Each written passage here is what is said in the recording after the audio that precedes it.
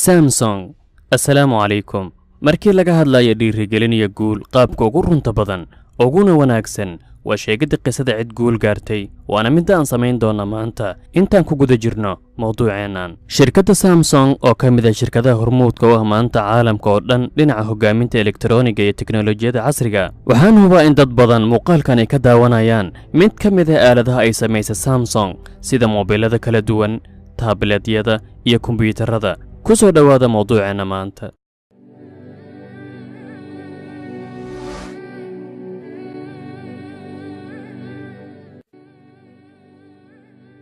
waxaa laga yaabaa in aadan rumaysanin haddii laguu sheego in shirkadda heerkaas marayso boqolaalka kun ee qof ka shaqeeyaan ee caalamka qabsatay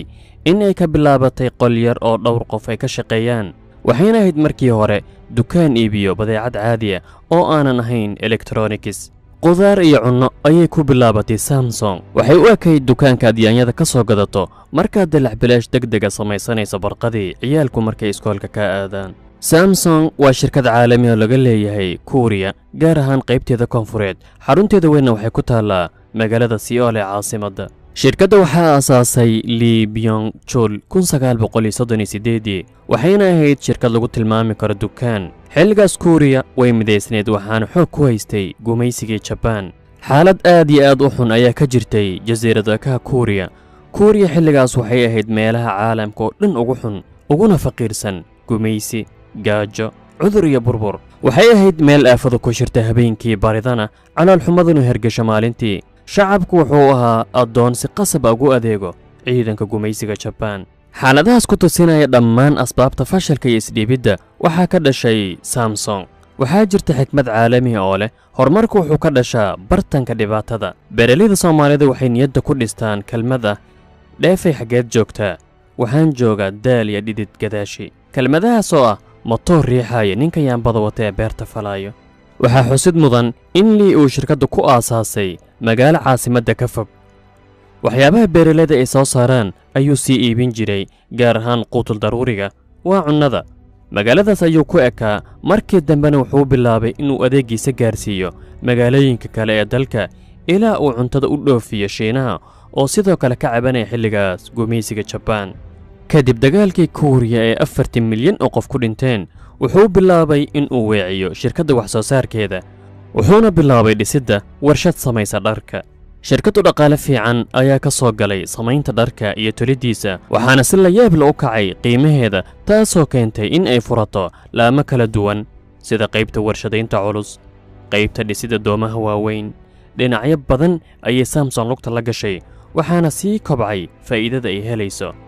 intaas waa qaybta hore ee taariikhda Samsung haddaba 1969 ayay Samsung bilowday in ay gasho suuqa elektarooniga waa samaynta qalabka kala duwan ee elektarooniga wixii ugu horreeyay oo ay soo saartana wuxuu ahaa TV black and white wax kuugu soo gudbinayo aanan ahayn mid midab leh 1970kii Samsung waxay bilowday in ay dibadda u iibgeyso qalabka guryaha laga isticmaalo elektarooniga ee kala duwan waxaana xigay furashada qaybta diyaaradaha iyo hawada sare dhammaadkii 70meeyadii iyo bilowgii 80meeyadii waxay ku sii ballaaratay Samsung soo saaridda qalabka elektarooniga ee kala duwan 1985tii Samsung waxay ku dhaqaaqday tallaabo la dhihi kara natiijadeeda waa mid ay maanta guranayso waana asaasidda laba maxad oo muhiimadoodu tahay horumarinta iyo baaritaanada teknoolojiyadda kala duwan معهد markaad maqasho waxa laga yaabaa inaad u malayso macnaha kooban ee Soomaali ahaan u naqaano ee ah معهد wax jaamacad ka hooseeyo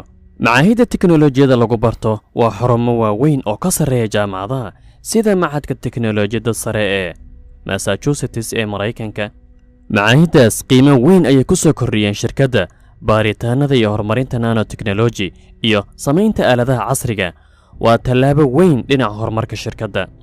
dhammaan shirkadaha waaweyn ee caalamka waxay leeyihiin macaahid baaritaanada iyo teknoolojiyada sameeyo inta aanan agabka la soo saarin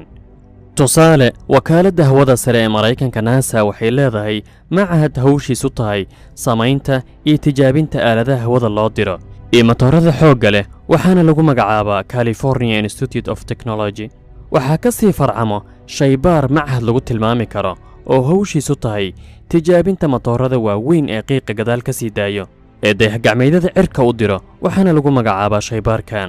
Jet Propulsion Laboratory 1990kii waxay sii xoojisay shirkaddu alaabta ay geynaysa suuqyada caalamiga gaar ahaan waxa la xiriira elektarooniga kala duwan sida shaashadaha kombiyuutarada shaashadaha LCD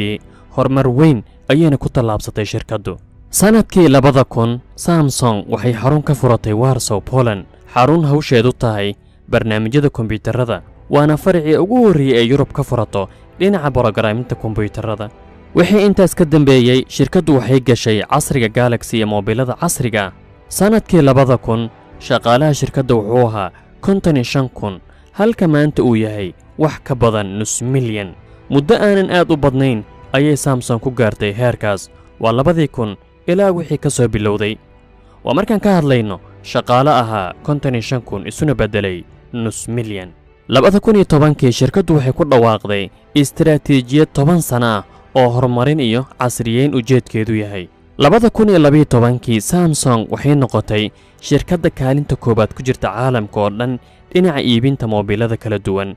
waxayna kaalintaas ka tuurtay shirkaddii Finlandeeska ee Nokia ee gabalkeedu dhacay